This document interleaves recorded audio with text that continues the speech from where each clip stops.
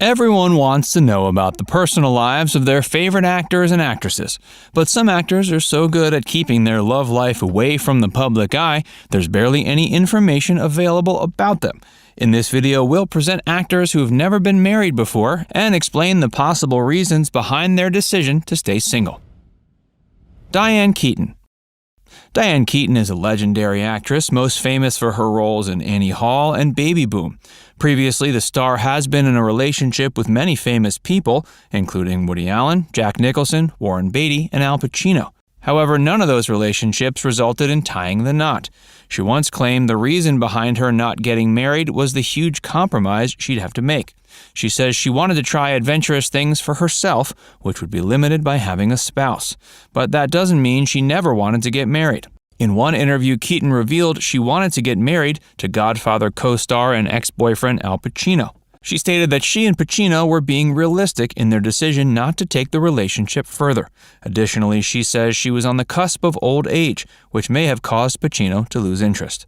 According to a recent report, Keaton has not had a date for over 35 years. You may think she's missed her chance at love, but it's in no way limited her happiness in life. She believes no one can have everything, and she feels blessed to have 2 loving sons and an incredible career. Al Pacino. Al Pacino is most famous for his role in The Godfather. In addition to dating Diane Keaton, he was romantically involved with many other famous women, including Tuesday Weld, Martha Keller, Jan Tarrant, and Lucilla Polak. He has 3 children. The eldest, Julie Marie, is his daughter with acting coach Jan Tarrant. Later on, he had twins with actress Beverly D'Angelo. No matter his diverse personal affairs, Pacino never considered getting married before. He said marriage is a state of mind, not a contract. When thinking about the law and marriage, he often wonders why the cops have to be involved. However, now over 80 years old, it sounds like he might have changed his mind a little. In 2017, he said he'd never say never to getting married. Oprah. The media mogul Oprah Winfrey met her longtime partner, Stedman Graham, at a charity event in 1986. Despite the committed relationship and marriage proposal, the couple never actually tied the knot. In the February 2020 issue of the Oprah magazine, she revealed that after saying yes to Stedman's proposal, she immediately started to have doubts. While she was happy to feel worthy of his affection, she didn't want to make the sacrifices, compromises, and commitments required for a successful marriage. Interestingly, the couple agrees that not finaling a marriage was the best decision for their relationship. If they'd gotten married all those years ago, they probably wouldn't be together today. Matthew Perry. The king of sarcasm and iconic Friends cast member has dated Heather Graham, Julia Roberts, Lizzie Kaplan, and Molly Horwitz. However, he's never gotten married. In an interview with the UK's Daily Mail in 2009, Perry revealed he still hopes to get married one day. While he was young and in the peak of Friends' popularity, he had other priorities. But today, he feels like life is catching up to him, and he has yet to start a family. He got close in November 2020 with an engagement to Molly Hurwitz. Mysteriously, they broke up 7 months later with no reason given. Perry just said that sometimes things don't work out, but he wishes her the best. Winona Ryder. The Stranger Things actress has been in various relationships before, but none ended with marriage. She was engaged to Johnny Depp for 3 years, starting in 1990. After breaking off the engagement, Ryder dated Dave Pirner, Matt Damon, Pete Yorn, and Blake Sennett. In 2011, she started dating Scott McKinley Hahn. The couple is now going strong, but they've yet to exchange vows. In a 2016 interview, she revealed she'd rather never get married than be divorced a few times. She clarified there's nothing wrong with divorce, but she doesn't want it to be a possibility in her marriage. But she jokingly reminds fans that she's still married to Keanu Reeves since they co-starred in 1992's Dracula. The film featured a wedding ceremony performed by a real priest, which means their movie marriage is pretty much legit. Even director Francis Ford Coppola claims this to be true. Hey, if you're enjoying this video so far, be sure to give it a like and subscribe to FactsVerse if you haven't already. And stick around for more never married celebs. Keanu Reeves. There's very little information about Keanu Reeves' personal life, but it's known that he previously dated Jennifer Syme, China Chow, and Alexandra Grant.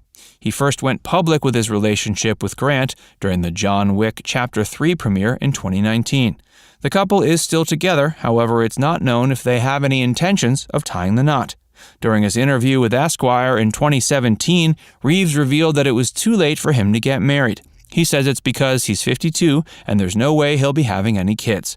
But this doesn't mean he's given up on love. He's gone on record saying he hopes to experience genuine love one day. For all we know, he may have found that with Alexandra Grant. Charlize Theron. The Devil's Advocate star Charlize Theron has been in a few relationships, but revealed in 2020 that she hasn't dated anyone for at least the last 5 years. During her interview with Glamour magazine in 2019, the actress mentioned she never actually wanted to get married, but this doesn't mean she isn't interested in romance and relationships. In fact, during her 2017 interview with Howard Stern, Theron said she wants to have a monogamous, long-term relationship with a partner. She just doesn't need to have a wedding. She also credits her critical views on marriage to a troubled childhood, during which she experienced a lot of trauma and felt like she was always walking on eggshells. For this reason, she is devoted to creating a safe and tranquil atmosphere for her kids to grow up in. The lack of marriage hasn't stopped her from being a mom. She's adopted 2 children. Ricky Gervais. Ricky Gervais is an English comedian and actor, best known for co-creating and acting in the British version of The Office. The comedian has been in a long-term relationship with English writer Jane Fallon since 1982. The couple is still going strong, however, neither of them wants to get married. On the David Letterman show in 2014, Ricky revealed he doesn't see any point in getting married. He joked that they don't want their families to meet because it would be terrible and they don't need any more toasters. Furthermore, they believe their fake marriage had lasted longer than a real one. During one of his interviews with Time magazine, Gervais explained he doesn't see any meaning behind the actual wedding ceremony and exchanging vows in front of God because he doesn't believe in God at all. Lucy Liu. Lucy Liu, an actress best known for her role in Charlie's Angels, has never been married. Even though the actress has dated several famous men like George Clooney, Zach Helm, and Noam Gottesman, Lucy was pretty open about her willingness to date a woman as well. In a 2003 interview, the actress said falling in love doesn't have anything to do with gender. She added she was tired of people trying to label everyone all the time. Shortly after her split from Gottesman, the actress decided to become a mother via a gestational carrier. This brought her a son named Rockwell. Now she considers herself the happiest woman alive and is not looking for a romantic relationship or commitment. John Cusack. The actor of Say Anything and High Fidelity is pretty good at keeping his personal life private. Even though John Cusack was linked with actress Jennifer Love Hewitt and Uma Thurman before, he never tied the knot. When asked why, the actor said it's because society doesn't tell him what to do. Unlike others on this list, he hasn't compensated for the lack of marriage with children. He's either completely single or quietly dating, and that seems to be the way he likes it. Of course, this doesn't mean no one's interested in Cusack. In 2008, a woman was arrested for stalking him and given a 10-year restraining order. Another woman was arrested for stalking him in 2013, so he has no shortage of spousal candidates. Laura Ingraham's formidable career. Laura has had a significant and diverse career spanning various fields, including law, writing, and media. Born June 19, 1963, she first stepped into the limelight as a speechwriter in the Reagan administration during the late 80s. She followed this with a successful career in law, having earned her JD from University of Virginia in 1991. She served as a clerk to Supreme Court Justice Clarence Thomas and worked at the prestigious law firm Skadden Arps. Transitioning into the media industry in the mid-90s, Ingraham became a notable figure in the conservative media landscape. She initiated her media journey hosting her radio show, The Laura Ingraham Show, and later took on the role of editor-in-chief at LifeSet, a conservative website she co-founded. Her media presence expanded as she became the host of The Ingraham Angle on Fox News Channel in October 2017. She's been known for her steadfast support of Donald Trump, even serving as an informal advisor during his presidency. Her education background laid a solid foundation for her prolific career. She graduated with a Bachelor of Arts from Dartmouth College in 1985, where she studied English literature and Russian. Throughout her career, she's also been an author, penning several books that have made it to the New York Times bestseller list. A mosaic of relationships. Laura Ingraham's love life has been a source of public interest over the years, marked by connections with several prominent figures. Her romantic journey began during her time at Dartmouth, where she forged a significant relationship with fellow student Dinesh D'Souza. Originally an exchange student from India, D'Souza and Ingram's friendship blossomed amidst the chaotic college life. Their bond was so strong they eventually became engaged, though ultimately marriage was not in the cards for them. Despite this, their friendship endured, grounded on mutual respect and intellectual rapport. D'Souza played a critical role in shaping Ingram's approach to journalism and politics, encouraging her to remain steadfast in her principles. As her career soared in the 90s, her love life began to garner more public attention. A significant chapter during this period was her relationship with Keith Olbermann, a political pundit known for holding views polar opposite to hers. Interestingly, their political differences were not the cause of their breakup. Olbermann noted there were personal impediments that prevented the relationship from progressing further. This relationship later seemed to turn sour, with public disagreements between the two being aired in the media. Towards the turn of the millennium, Ingram was linked with several other notable figures, such as Democratic Senator Robert Torricelli in 1999 and allegedly with economist Lawrence H. Summers in the early 2000s. Triumph over adversity.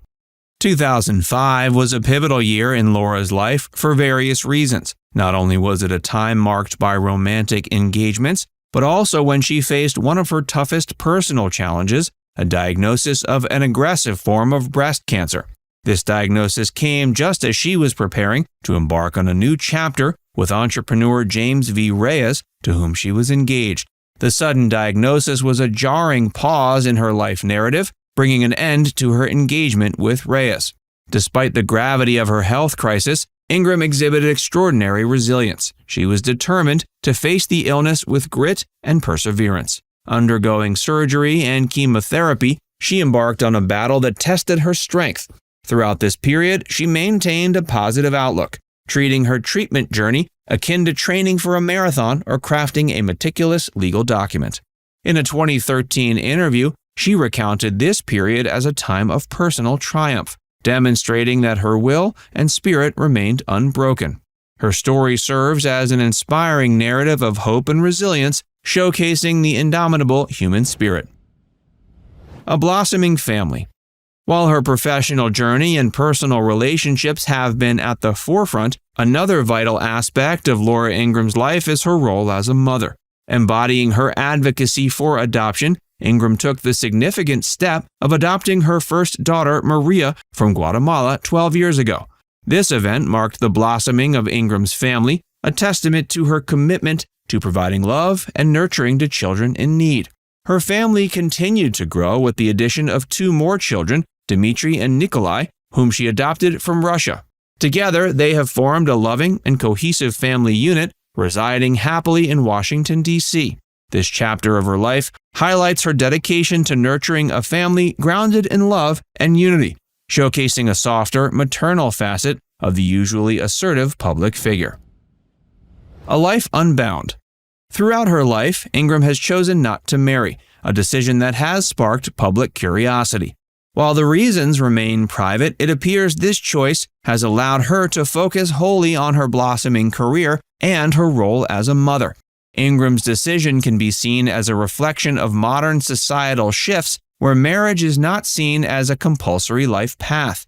Choosing to remain unmarried has possibly given her the freedom to carve out a life that resonates with her individual beliefs and values. Her unwavering focus on her career and commitment to her children showcase a woman who has built a fulfilling life on her terms, breaking away from traditional societal expectations to create a path defined by personal fulfillment and success. Throughout her life's journey, Laura has displayed a blend of strength and commitment, both in her professional pursuits and in her personal life. Her experiences, spanning from navigating complex romantic relationships to embracing motherhood wholeheartedly, paint a picture of a woman of strength and determination, unafraid to forge her path in a world often defined by conventional norms. Ingram's hot takes. Let's take a moment to look back at some of the controversies and scandals she's found herself caught up in.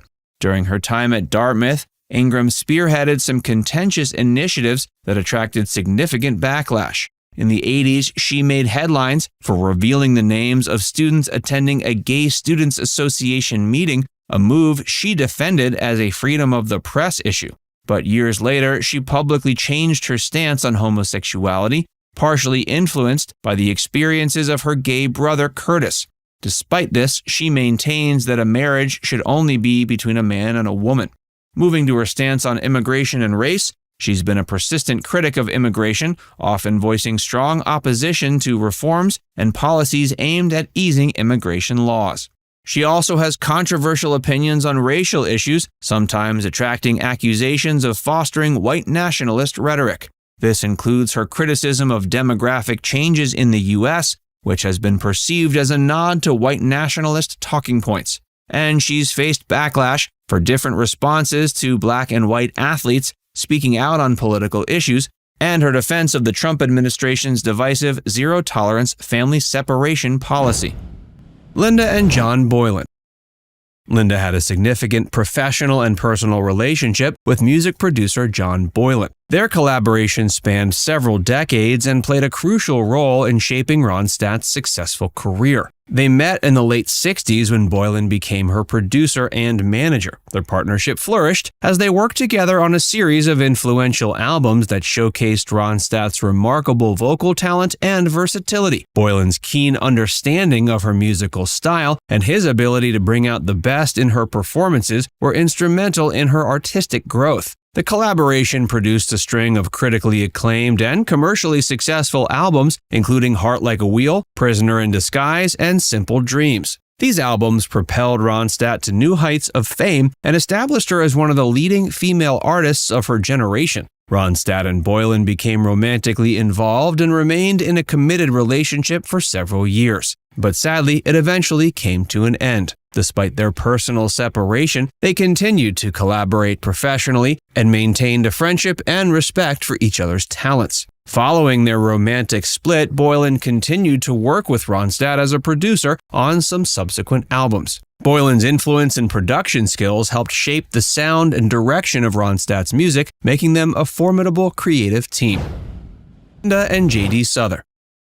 Linda also had a significant relationship with singer-songwriter J.D. Souther. Ronstadt and Souther's relationship blossomed during the 1970s, a period of immense creativity and collaboration in the music industry in general. They met in the vibrant scene of LA and quickly formed a deep bond that extended beyond romance. Their connection was based on a shared love for music, as well as a mutual respect for each other's talent and creativity. Souther's songwriting skills perfectly complemented Linda's incredible vocal abilities. Together, they crafted some of Ronstadt's most memorable hits, including Faithless Love, Simple Man, Simple Dream, and Prisoner in Disguise. Souther's poignant and introspective lyrics, combined with Ronstadt's powerful and emotive voice, created a magical musical synergy. The two also enjoyed a deep emotional connection. Their relationship was characterized by a genuine affection and understanding for one another. They supported each other's artistic endeavors and embarked on several joint projects, with Souther contributing his songwriting expertise to Ronstadt's albums. Unfortunately, their romantic connection eventually came to an end. Despite the breakup, they maintained a strong friendship and continued to collaborate on various musical projects. Linda and Albert Brooks. Linda also had a notable relationship with actor and filmmaker Albert Brooks. Ronstadt and Brooks first crossed paths in the mid-1970s, during a time when both of their careers were gaining momentum. Their connection grew through a shared sense of humor and a mutual admiration for each other's work. Ronstadt's incredible vocal abilities and Brooks's wit and comedic talent made them an intriguing pair. Their relationship, while not as publicly documented as some of Ronstadt's other romances, endured for several years. The details of their time together remain largely private, allowing them to maintain a level of privacy away from the spotlight. While they eventually went their separate ways romantically, they remained friends and continued to support each other's artistic endeavors. Linda and George Lucas.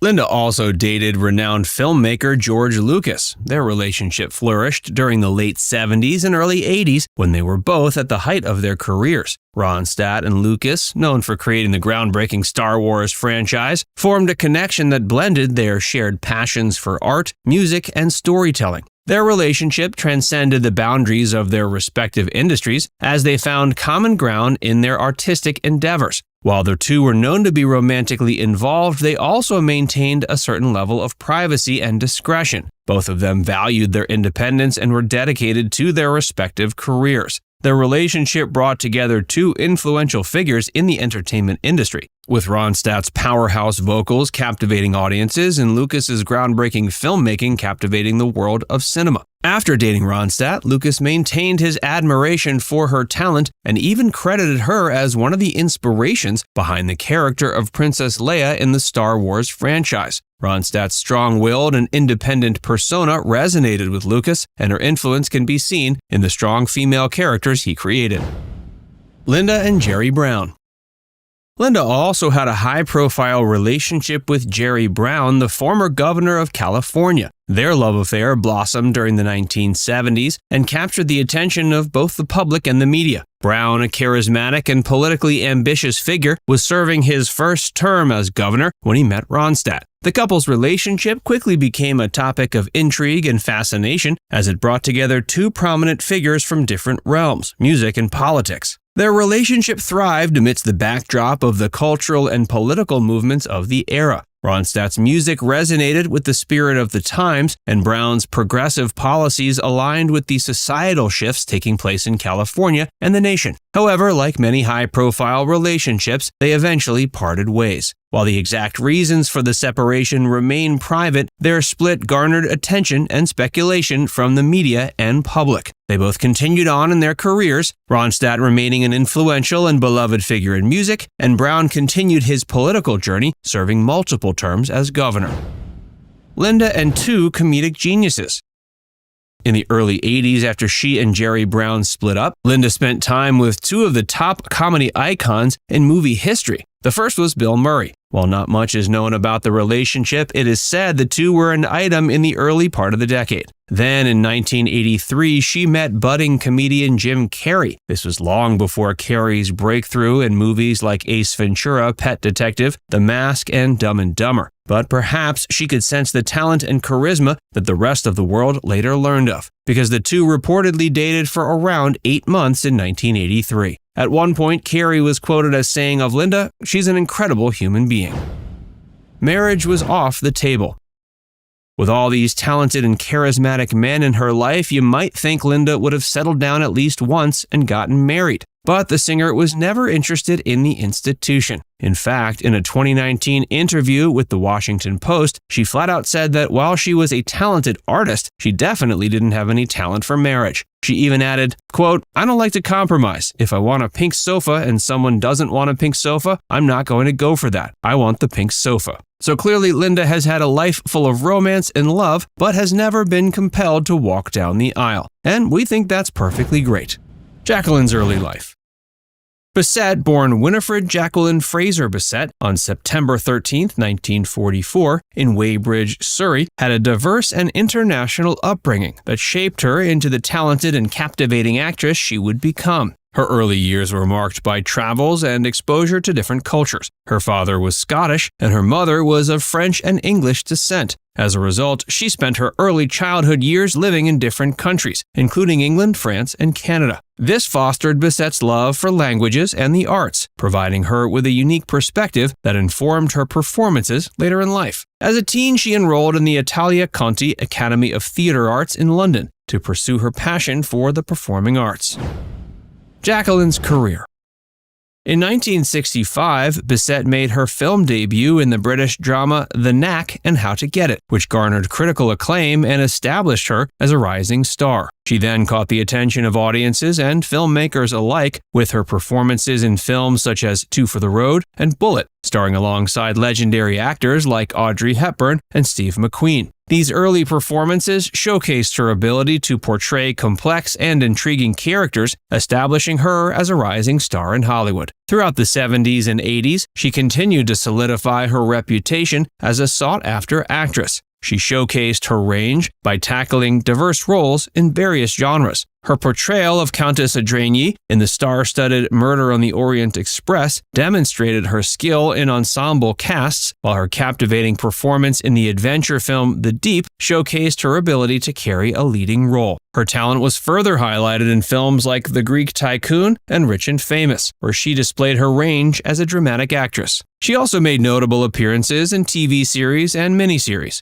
Her portrayal of Lady Cremone in the miniseries Napoleon and Josephine, A Love Story, earned her a Golden Globe nomination. Her career has extended beyond acting as well. She's taken on producing roles and has delved into writing with her autobiography, The Life and Career of Jacqueline Bisset, Moments of Time, published in 2014. Throughout her career, she's received critical acclaim and numerous awards and nominations. Her talent, elegance, and ability to bring depth and authenticity to her characters have made her a respected and beloved figure in the world of cinema. Even after several decades in the industry, she continues to work on exciting projects. Jacqueline and Frank.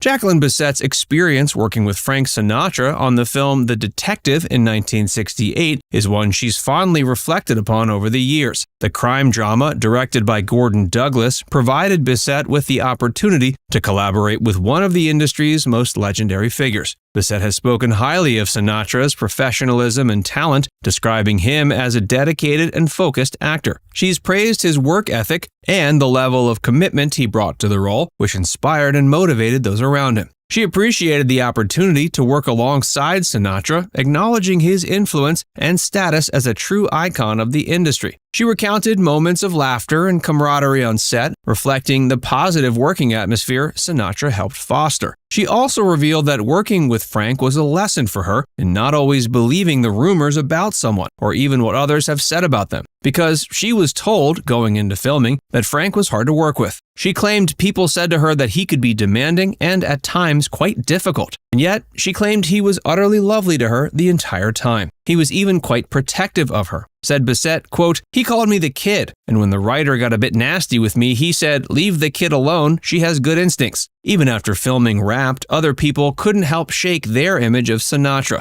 Bisset revealed that Frank got her a leather-bound version of the movie's script as a wrap gift. She was so taken aback by the gesture, she started crying. And according to her, people in the crew presumed Frank had done or said something nasty to her. So Bisset had to reveal the gift and let people know that these were happy tears. Bisset's experience working with Sinatra also allowed her to witness his versatility as an actor. She admired his ability to bring depth and complexity to his character. The Detective marked an important milestone in her career, and her positive memories of working with Frank have contributed to the film's legacy.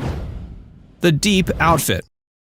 Jacqueline Bisset's famous outfit in the movie The Deep became an iconic and memorable moment in her career. In the film, Bisset portrays Gail Burke, a young woman embarking on an underwater treasure hunt, and it's during this adventure that her outfit takes center stage. The outfit in question is a white, low-cut, and form-fitting swimsuit. Its design perfectly accentuates Bisset's figure, showcasing her beauty and elegance. The plunging neckline and high-cut legs contributed to the swimsuit's sensuality and made it an attention grabber instantly. The Deep was known for its underwater scenes, and Bisset's swimsuit became an iconic element of the film. It perfectly captured the essence of the character and added an element of glamour to the underwater adventure. Bisset's stunning presence in the swimsuit left a lasting impression on audiences and further solidified her status as a sex symbol of the era. And yet, the unspoken element to the outfit that wasn't really brought up during filming was the fact that it was pretty much see-through. And considering most of the movie involved her being in the water, the costume essentially became the first famous wet t-shirt role. Moviegoers got to have a full glimpse of Jacqueline's chest, a phenomenon she feels she was kind of tricked into being a part of. According to Bisset, she was convinced by the producers and costumers that her white outfit was typical of the kind of thing female divers would wear, so she didn't think twice about it. But then, when she saw the movie, realized how much she could see through the outfit, she was mortified. Her personal life.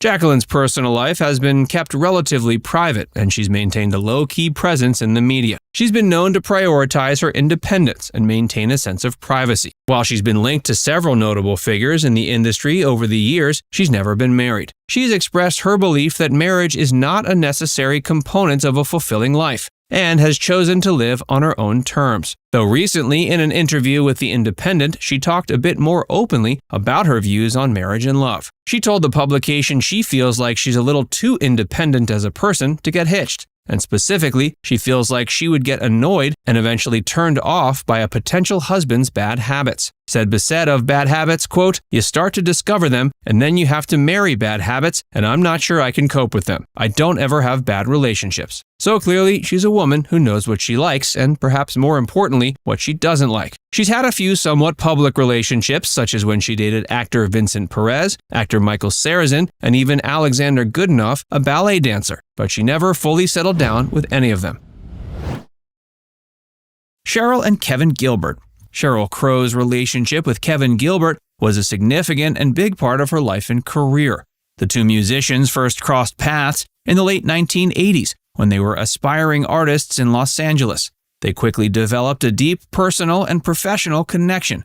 Kevin was a talented singer-songwriter and multi-instrumentalist, and he played a pivotal role in shaping Sheryl Crow's early music. They collaborated on several projects, including the band Tuesday Music Club, which produced Sheryl's breakthrough album, Tuesday Night Music Club, released in 1993. The relationship extended beyond music as they became romantically involved. Their partnership was marked by a shared passion for music and a deep artistic understanding, but it eventually ended because of many challenges. Tragically, Kevin passed away in 1996 at age 29, leaving a profound impact on Sheryl Crow and the music industry as a whole. His untimely death deeply affected Crow, and she dedicated her self-titled second album, Sheryl Crow, to his memory. She's spoken fondly and emotionally about her connection with Kevin in various interviews over the years.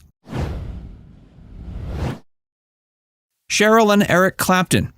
Sheryl's relationship with Eric Clapton was a notable and musically enriching connection in her career. The two talented musicians came together in the late 90s when they began dating. Their romantic involvement sparked a creative partnership that resulted in some memorable music collaborations. One of the most memorable was My Favorite Mistake, which was rumored to be inspired by their relationship. The song became a hit and showcased the chemistry between the two artists.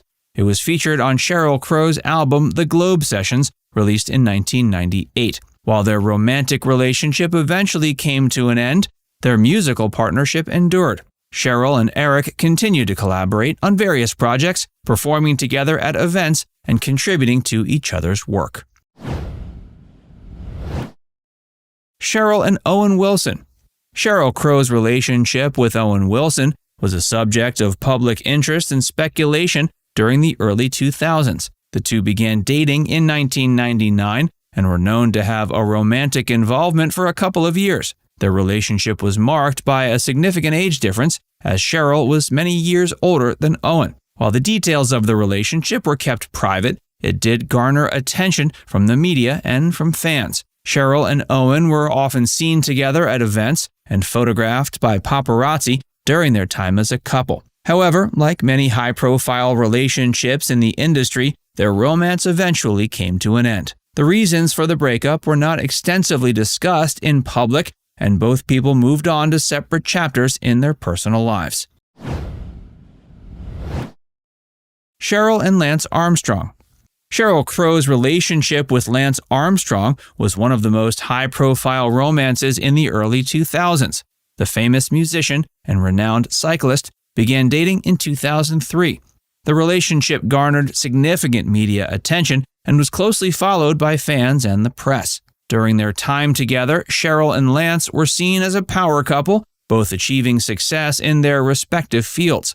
Lance, known for his multiple Tour de France victories, was a prominent figure in the world of professional cycling, while Sheryl was, of course, an accomplished singer-songwriter with many hit songs to her name. The relationship was often featured in the media, and they made public appearances together at events and fundraisers. Sheryl also became a familiar presence at Armstrong's cycling races, showing her support for his career. But like many high-profile relationships, theirs had challenges and eventually came to an end. They announced their engagement in 2005, but later called it off and ended their relationship in 2003. After the breakup, Lance's cycling career faced controversy and legal challenges related to doping allegations, while Sheryl continued to focus on her music career and philanthropic efforts. Sheryl's kids. Sheryl Crow is a proud mother of 2 adopted kids, Wyatt Stephen Crow and Levi James Crow. Her journey to motherhood is a heartfelt and inspiring one. She adopted her first son, Wyatt, in 2007 when he was just a few weeks old. The adoption process was a deeply personal and emotional experience for her, and it marked a turning point in her life. Her relationship with her son Wyatt is a close and loving one. She's often spoken about the joys of motherhood and how becoming a mother transformed her life in profound ways. Wyatt has been a source of inspiration and happiness for Sheryl, and she's embraced her role as a single mother with devotion and passion. In 2010, Sheryl expanded her family by adopting another son, Levi. Levi also came into her life as an infant, and his addition to the family brought even more love and joy into Sheryl's life. Sheryl's commitment to motherhood is evident in her efforts to provide a nurturing and loving environment for her children while balancing her successful music career. She's talked about how motherhood has influenced her songwriting and her perspective on life, and it's clear her children hold a special place in her heart. Throughout her career, she's been open about her experiences as a single mother and the challenges and rewards that come with it. Her dedication to her children and her ability to balance her roles as a musician and a mother serve as an inspiration to many, and she continues to cherish the bond she shares with Wyatt and Levi. Sheryl and marriage. Sheryl has been open in various interviews about her views on marriage and her personal life. Crow has expressed she hasn't felt the need to get married. She once mentioned in an interview that she has always been engaged but never married, implying that she didn't see marriage as a necessary step. In fact, in 2014, she said, quote, "I would love to get married. I'm still old-fashioned, but I don't think marriage is the be-all, end-all." But she joked, "It's better to have 3 broken engagements than 3 divorces." She's often highlighted her focus on her career and her 2 adopted sons. Sheryl has stated that her children and music are her priorities, suggesting that these aspects of her life fulfill her and perhaps lessen the importance she places on marriage. Crow's experiences in past high-profile relationships, like her engagement to Lance Armstrong, which ended without marriage, might have influenced this perspective. She's spoken about learning and growing from her past relationships, indicating a journey of self-discovery and understanding what she truly wants in life. In a recent interview with Howard Stern, she talked about how she nearly married Armstrong but didn't. Said Crow, quote, "I go, thank you, God, thank you, I didn't get married. I got breast cancer at the end of one relationship and it was horrible, but when I came through it, I was like, you know what? I'd still be in that relationship had I not had breast cancer. So in a weird way, I'm grateful." But at the same time, Crow isn't bitter about it. Talking to Stern, she added, quote, "And you think you're going to be like, oh, F that guy or whatever, but by the time you get to that point, you've moved on and you don't really care anymore." Cusack's iconic career. John Cusack first captured the hearts of audiences in the 80s with his portrayals of charming underdogs in coming-of-age films. Though he had small roles earlier in the decade, his breakout performance was as the quirky romantic lead Walter Gibb Gibson in the 1985 comedy The Sure Thing. This began Cusack's rise as America's offbeat yet lovable hero in now classic teen films like Better Off Dead, One Crazy Summer, and the iconic Say Anything. In Say Anything, he embodied the emblematic 1980s romantic lead as Lloyd Dobler, an eccentric optimist who finds love with the class valedictorian. The film cemented its place in pop culture history with the scene of Lloyd serenading his love interest, holding a boombox playing In Your Eyes over his head. Cusack's heartfelt yet unconventional performance captured something novel, a nuanced male lead who was sensitive yet masculine. While he took on some dramatic roles in the late 80s and early 90s, he continued to hone his credentials as a charming, everyday protagonist. He reunited with Say Anything director Cameron Crowe for Grosse Point Blank, playing a conflicted hitman who attends his high school reunion. But his career peaked in the late 90s and early 2000s when he reached Rare Hollywood Heights, a critically acclaimed actor who was also a bankable mainstream lead. In 1997's Grosse Point Blank, he displayed his versatility by producing, co-writing, and starring in the black comedy film. This set the stage for his tour de force performance in the hilariously bizarre Being John Malkovich in 1999, playing a puppeteer who discovers a portal into actor John Malkovich's mind. But he sealed his legacy in 2000's High Fidelity as the lovelorn, music-obsessed Rob Gordon. He effortlessly blended humor, pathos, and romance in bringing the character to life. The film struck a chord with audiences through its meaningful themes of relationships, maturity, and self-improvement. Though he never conformed to traditional leading man looks or machismo, he carved a unique niche in Hollywood during his prime. With his tall, lanky frame, emotive dark eyes, and graceless but honest demeanor, he crafted lived-in, compelling male leads. His characters were the kind of men that female viewers swooned over, and male viewers saw themselves in. Despite his flaws, he wore his heart on his sleeve and unabashedly pursued love. His opinion on marriage.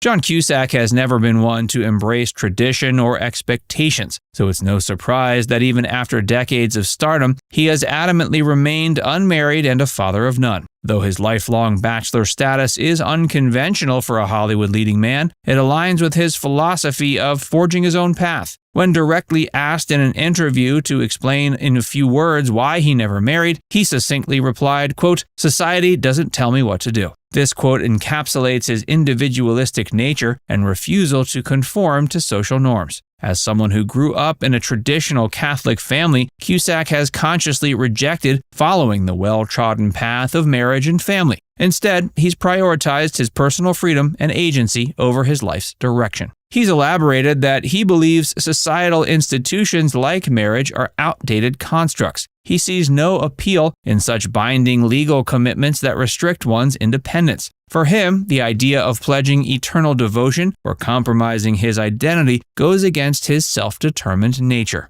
But he doesn't completely reject the notion of love and romance. His films poignantly explore human connection and relationships with nuance. But like many of his creations, he believes in forging partnerships on his own terms without traditional definitions. So while he's experienced deep love on screen, off-screen he's not found a real-world romance worth sacrificing his solitary sovereignty.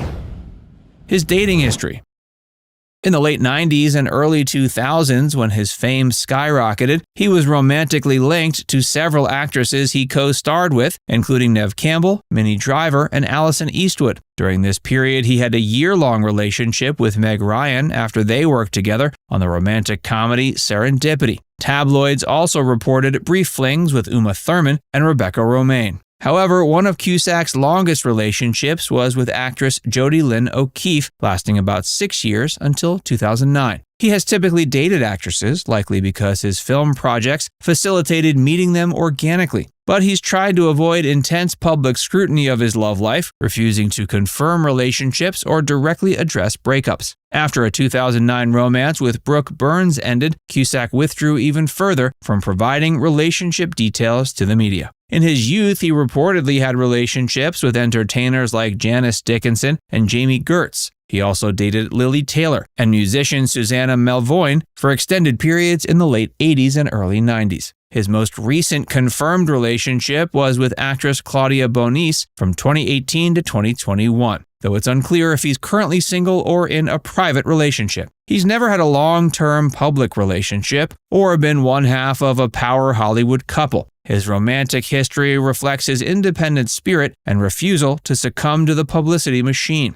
He views emotional connections as sacred, not fodder for sensationalized coverage. So while Cusack has experienced love, he regards his personal life as off-limits. Even ex-lovers have respected his discretion, staying mum rather than kiss and tell. His acting decline and move from Hollywood. In the 2010s, he increasingly appeared in straight-to-DVD and VOD movies as Hollywood lost faith in his box office draw. Where he once commanded $10 million salaries, he was now relegated to low-budget action film. But he still scored occasional high-profile roles, like playing Beach Boy founder Brian Wilson in the 2015 biopic Love and Mercy. But besides a handful of cameos and well-regarded supporting parts, leading man status continued to elude him. He grew increasingly disillusioned with the Hollywood system during this career slump. He called the industry fickle and ruthless, saying it grinds people down. In 2014, he infamously labeled Hollywood as a whorehouse and bashed its culture of greed. He decided to step back from LA and permanently return to his native Chicago. He offloaded his luxury Malibu home and moved into a downtown Chicago high-rise. The return to his Midwest roots represented a desire to escape the glittery yet taxing Hollywood bubble. Chicago allowed him to live somewhat anonymously and engage his artistic spirit on his own terms. He immersed himself in the local theater scene and pursued passion projects. However, he continued to criticize the movie business, blamed ageism for drying up roles, and implied his political views made him unmarketable to studios. In 2020, he reluctantly returned to Hollywood for the HBO Max series Utopia, his first starring TV role. He called the project, quote, too good to pass up, and it earned strong critical reviews. But the show was canceled after one season. Cusack seemed to realize his days as an A-list actor had passed. He begrudgingly admitted that he had not been hot for a long time, but still hoped to find fulfilling work on his own terms, regardless of commercial success. Early life and career. Tammy K. Bruce was born the 20th of August, 1962 in L.A. Raised primarily by her mother, Bruce had an unconventional upbringing. She never met her father and is unsure if he even knows of her existence. Bruce's early life was marked by intellectual curiosity that often surpassed her peers. She dropped out of school at 12, obtained her California high school equivalency at 15, and briefly lived in Chicago with relatives before returning to Los Angeles. In her late teens, she began working as a personal assistant to actress Brenda Benet, known for her role in Days of Our Lives. This relationship had a profound impact on Bruce's life. After Benet's tragic suicide in 1982, Bruce worked for other entertainment figures, including actress Gloria Loring and actor Alan Thicke. Her formal education resumed later in life. She earned a bachelor's degree in political science from the University of Southern California. Her entry into activism came in the late 80s when she became involved in the pro-choice movement. Her aggressive tactics in defending abortion clinics caught the attention of the National Organization for Women. In 1990, at just 27, she became the president of NOW's Los Angeles chapter, the youngest person to ever hold this position. The gay liberals have turned into bullies when our work is to stop that kind of behavior. And I think that if I can serve as an example of being able to give permission in a way, or to serve as an example saying, look, standing up for our values and what we believe in is what we need to be doing. And to defend especially those who are under attack, like Christians, is exactly what our job should be. Why Tammy Bruce never married. Tammy Bruce has never married, and her reasons for remaining single are intertwined with her views on sexuality and relationships. In various interviews, she's openly discussed her sexuality, identifying as a lesbian. But her perspective on her own sexual orientation is complex and sometimes contradictory to mainstream LGBTQ+ narratives. In a 2006 C-SPAN interview, she stated that for her, being gay is a choice and a preference rather than an innate orientation. She elaborated that she had identified as bisexual through her 20s, before realizing that she would need a woman in her life if she were with a man, but wouldn't need a man if she were with a woman. This realization led her to identify exclusively as lesbian. Her most significant relationship, at least publicly known, was with actress Brenda Benet in the early 80s. Bruce was 19 and Benet was 36 when they were involved. The relationship ended tragically with Benet's suicide in 1982, an event that Bruce has said profoundly impacted her life and worldview. In the C-SPAN interview, she shared, quote, "She committed suicide in April 1982 in my bathroom, and I was 19. She was 36. The trauma of this loss may have influenced Bruce's approach to relationships. In interviews, she's alluded to ongoing struggles with forming and maintaining close relationships, possibly stemming from this early experience of loss. And her political evolution and controversial public persona may have complicated her personal life. As she shifted from liberal feminist activist to conservative commentator, her views on gender roles and relationships also evolved. She's been critical of what she sees as the breakdown of traditional family structures, while simultaneously advocating for same-sex marriage rights. Her choice not to marry could also be seen as a reflection of her individualistic philosophy. She's often emphasized personal choice and independence in her political commentary, values she seems to apply to her personal life as well. It's worth noting she's generally kept her personal life private, especially in recent years. While she's been open about her sexuality and past relationships, she rarely discusses her current romantic life. Tammy, in what way is feminism hypocritical? Look, it's been moving this way for a number of years. I was the president of NOW in Los Angeles, so I pushed that cart. Feminism originally, of course, was about improving every woman's life, opening up every door so that we could make whatever decisions best suited us. It has now become a cudgel. It's become a dividing line for the left to use against women who you either conform and pay allegiance to that agenda, or you become the other. And if you're the other, it's not enough just to not belong, you must be punished. Tammy Bruce's views on feminism. Tammy has had a complex and evolving relationship with feminism over the course of her career. In the early 90s, Bruce was a prominent feminist activist, serving as the president of the LA chapter of the National Organization for Women, or NOW, from 1990 to 96. She was known for her aggressive tactics in defending abortion rights clinics and her vocal support for women's issues. But her views began to shift in the mid-90s, particularly after the O.J. Simpson trial verdict in 1995. She was vocal in her criticism of Simpson and organized protests against him, which put her at odds with some other feminist and civil rights activists who saw racial issues at play with the case. This conflict eventually led to Bruce being censured by NOW's national leadership and her resignation from the organization. In a later interview, she explained her stance during the Simpson trial, quote, "What we need to teach our children is not about racism, but is about violence against women." She also stated, quote, "You are not welcome here. You are not welcome in this country. You are not welcome on our airwaves. You are not welcome in our culture," referring to Simpson. Since then, Bruce has positioned herself as a critic of modern feminism while still claiming the label of feminist for herself. She's argued that the mainstream feminist movement has become too focused on victimhood and identity politics. In her books and media appearances, Bruce has promoted what she calls authentic feminism, a more individualistic approach that she claims is truer to the original goals of the women's movement. Critics have accused Bruce of abandoning feminist principles in favor of conservative ideology, but Bruce maintains her views are consistent with empowering women, just from a different perspective than liberal feminism. She said, quote, "What I worry about are women. That's what makes me a feminist." As a gay woman, I can say with that one decision, with every decision, Dershowitz has said this and others, that these decisions on affirmative action and on freedom of expression are classically liberal decisions, right? Every American civil rights movement was based on being left alone, but not being, imprisoned or arrested or treated differently because of who you were. These kinds of decisions reinforce those ideas. Her sexuality and views on LGBTQ issues.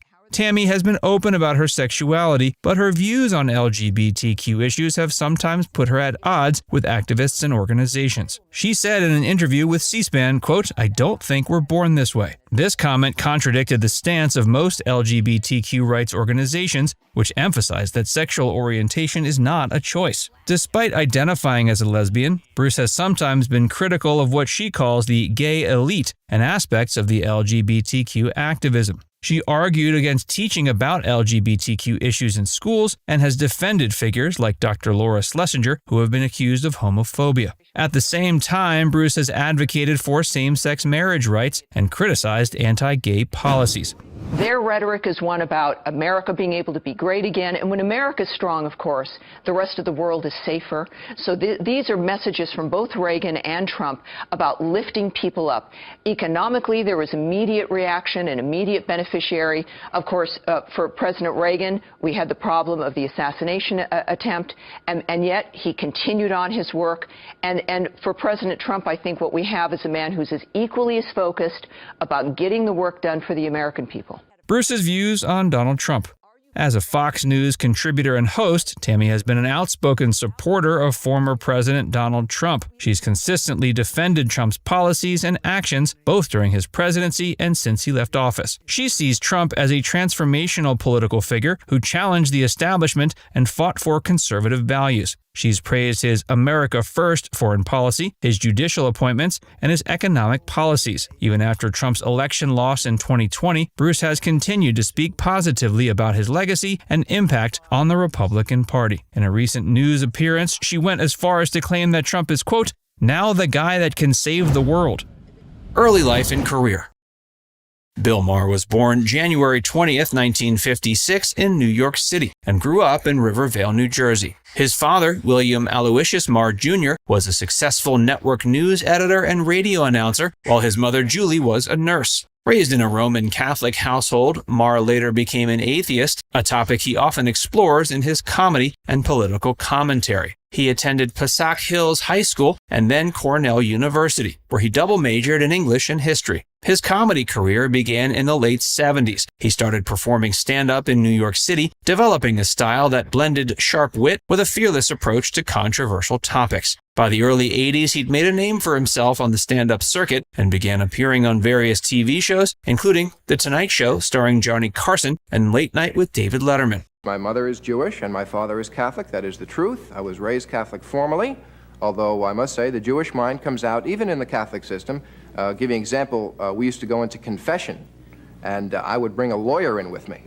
In 1993, Maher created and hosted Politically Incorrect, a late-night talk show that aired on Comedy Central before moving to ABC. The program featured a panel of guests from various backgrounds who discussed current events and controversial topics. It was a critical success, earning Maher a loyal following and numerous awards, including a Primetime Emmy in 2000. But the show's provocative nature also led to controversy, and it was canceled in 2002 after Maher made remarks about the 9/11 attacks that some found offensive. Despite the setback, Maher quickly bounced back, launching Real Time with Bill Maher on HBO in 2003. The show retained the panel discussion format of Politically Incorrect, but allowed for more in-depth discussions and a longer format, which suited Maher's style. Real Time has since become a staple of political commentary on television, known for its unfiltered discussions and Maher's unapologetic stance on various issues. Personal life.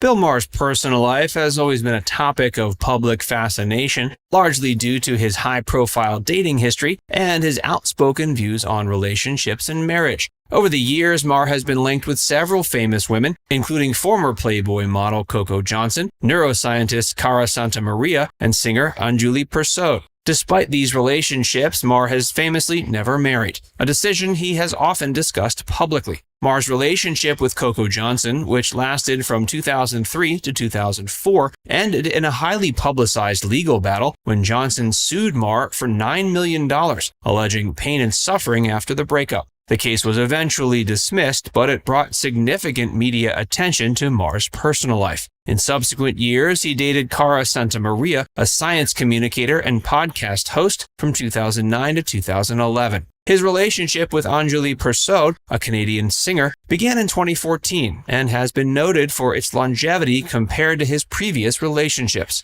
In interviews, Maher has often shared his views on why he chooses not to marry. He has cited his independence and preference for a bachelor lifestyle as key reasons. In a 2013 interview with Howard Stern, Maher said, quote, "I'm the last of my guy friends who has never gotten married, and their wives, they don't want them playing with me. I'm like the escaped slave. I bring news of freedom." He added, Yeah, but I never understood how you can be with the same person just day after day, week after week, month after month, year after year. Maher's views on relationships extend beyond his personal choices. He often uses his platform to discuss societal norms and expectations surrounding marriage and dating. In one episode of Real Time with Bill Maher, he quipped, quote, "Marriage is a great institution, but who wants to live in an institution?" This encapsulates his often humorous yet critical perspective on traditional relationship structures. Bill's decision to remain single is a defining aspect of his personal philosophy and public persona. He's been vocal about his views on marriage, often framing his choice as a matter of personal freedom and independence. In various interviews and on his show, Maher has articulated his belief that marriage as an institution does not align with his lifestyle or values. In a 2006 interview with Rolling Stone, Maher explained, quote, "I'm not against marriage, it's just not for me. I've seen what it does to people, and I like my life the way it is." This underscores his preference for a life unencumbered by the commitments and compromises that marriage often entails. Maher's stance on marriage is not just about avoiding traditional commitments, but also about rejecting societal expectations. In an episode of Real Time with Bill Maher, he commented, quote, "The problem with marriage is that it's been treated as a one-size-fits-all solution. And that's just not the case. Not everyone is built for marriage." His views are often delivered with his characteristic wit and humor. For instance, in another interview, he quipped, "Marriage is like a root canal with a paycheck." Bill and Howard Stern. Bill Maher's relationship with Howard Stern has been a significant and often tumultuous chapter in his personal and professional life. The two media personalities, known for their unfiltered and provocative styles, shared a long-standing friendship that was as notable for its camaraderie as for its eventual falling out. Maher and Stern first connected in the 80s, both emerging as influential figures in the entertainment industry with a shared penchant for pushing boundaries. Their friendship was publicly chronicled through numerous appearances on each other's shows. Maher was a frequent guest on The Howard Stern Show, where the two would engage in candid and often humorous discussions about politics, culture, and their personal lives. Maher once remarked, "Howard and I get along because we both have a very clear understanding of the absurdity of life and the entertainment business." But the friendship began to sour over time, leading to a well-publicized falling out. The exact reasons remain somewhat unclear, with both parties offering different perspectives. In a 2019 interview, Maher hinted at the complexity of the relationship, saying, "Howard and I have had our ups and downs like any long-term relationship. We're both strong personalities, and sometimes that can lead to conflicts." Stern, for his part, also addressed the fallout, suggesting that professional competition and differing views on certain issues may have contributed to the strain. Despite the end of the close friendship, both Maher and Stern have expressed a degree of mutual respect. Stern noted in a 2020 interview, "I respect Bill. He's brilliant at what he does, but sometimes people grow apart and that's just life." Losing his base. In recent years, Bill has faced increasing criticism from the left, a group that once counted him as one of its most outspoken advocates. Maher's penchant for critiquing his own political allies has led to accusations that he's alienating his base. One of the main areas of contention is his stance on cancel culture. He's been a vocal critic of what he sees as an overly punitive and intolerant attitude within progressive circles towards those who deviate from ideological orthodoxy. He's frequently addressed the issue on his show, arguing that cancel culture stifles free speech and open debate. Quote, "The woke movement is about turning the judgmentalism that is inherent in religion into something that is acceptable in society," he said in a 2021 episode. If you're part of today's woke revolution, you need to study the part of revolutions where they spin out of control because the revolutionaries get so drunk on their own purifying elixir, they imagine they can reinvent the very nature of human beings. Maher's criticism extends to other aspects of progressive politics, like identity politics and what he perceives as an obsession with ideological purity. The backlash from the left has not gone unnoticed by Maher. He acknowledges that his views have alienated some of his traditional supporters, but he remains unapologetic. In a 2022 interview, he said, quote, "I'd rather be true to what I believe and lose some fans than pander to what people want to hear." Now it's time to hear from you. What do you think of Bill Maher's views? Let us know in the comments section below.